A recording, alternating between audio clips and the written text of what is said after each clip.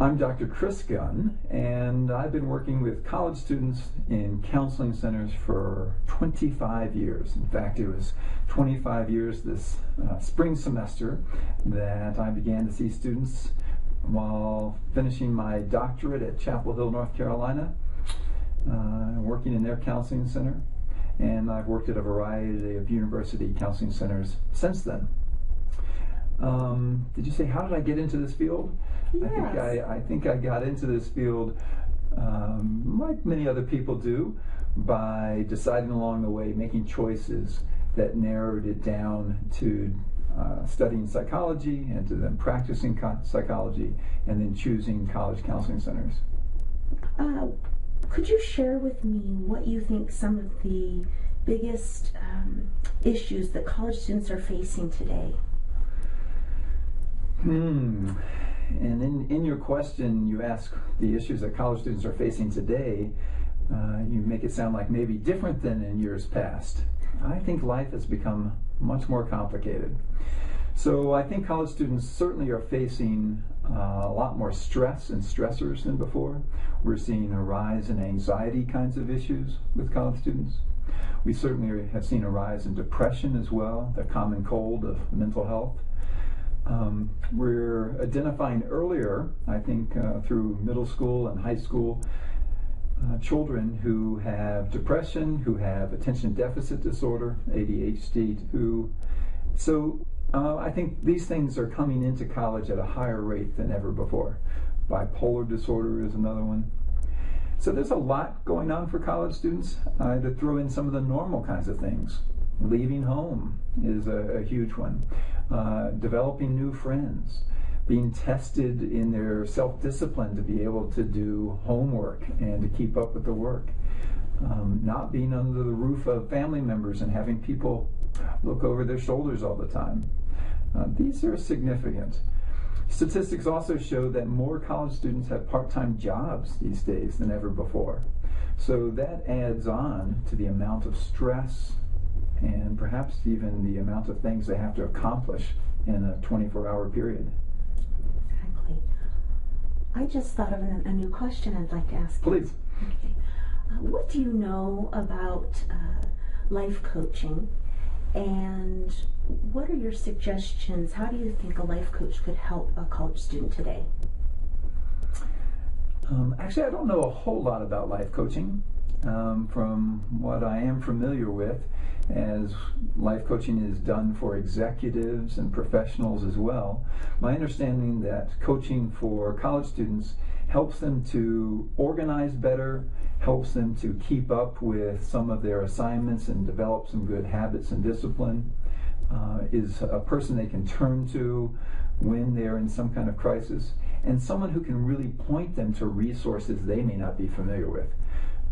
That's kind of coaching I think we could all benefit from, but certainly a number of college students could really use that extra set of eyes that they used to have perhaps at home before they went off to college. One of the most important things that I tell parents during the summer orientations when new parents and new students are coming to campus is that students have to find a place to belong. What we know from the research is that students who find a place to belong in their new university community are more likely to stay in school from semester to semester, are more likely to go on to persist to graduation, and actually more likely to be happy, which reflects on getting better grades, feeling like they are doing what they need to be doing. And finding a place to belong is perhaps more complicated than it sounds. So, where do you find a place to belong? I think you can find it in many different places. Some students find it in where they live, in their residence hall. They make friends with the RA, with other people who live there. Some join a church or a spiritual community, and they find it not just one day a week, but getting to do things maybe 2 and 3 times a week.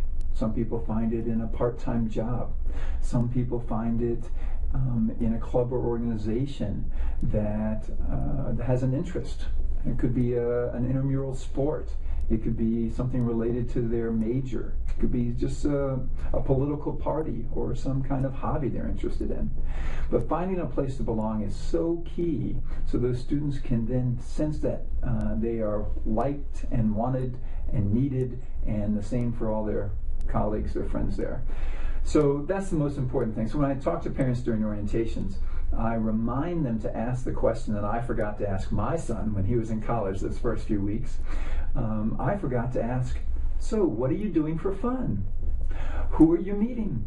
Where are you hanging out?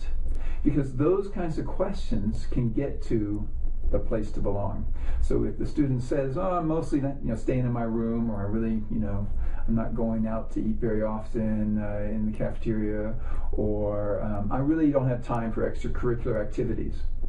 I think it's the role of parent, role of family members, to be able to say, yeah, I know school's taking a lot of time, your part-time job, is probably taking time, but it is important for you to start to meet people and find a place to belong. Perhaps at your job, are you meeting other students there? Perhaps is there a club or organization? I bet your university has many. So to really encourage them from the background to find a place to join, to become a member of something that involves other people. Great.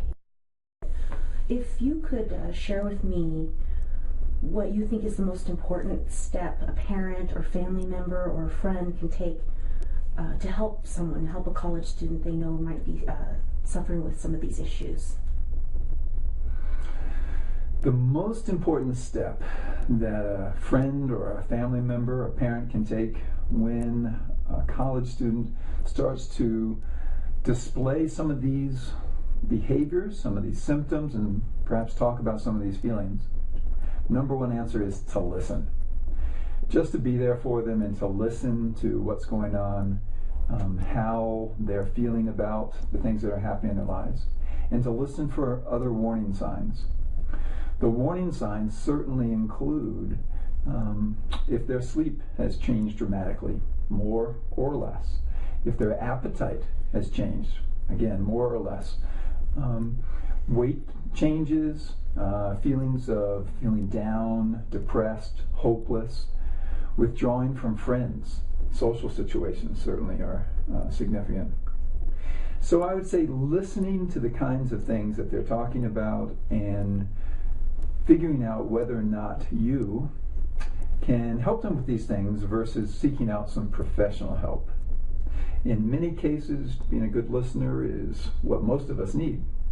But in some situations, and in some of those more serious mental health issues, we need to seek professional guidance. So a parent, friend, family member could say, okay, I'm hearing you, but we probably need to get somebody who knows a lot more about this than I do. Tying into that, where would you say is the first, where students should be finding help on their campuses?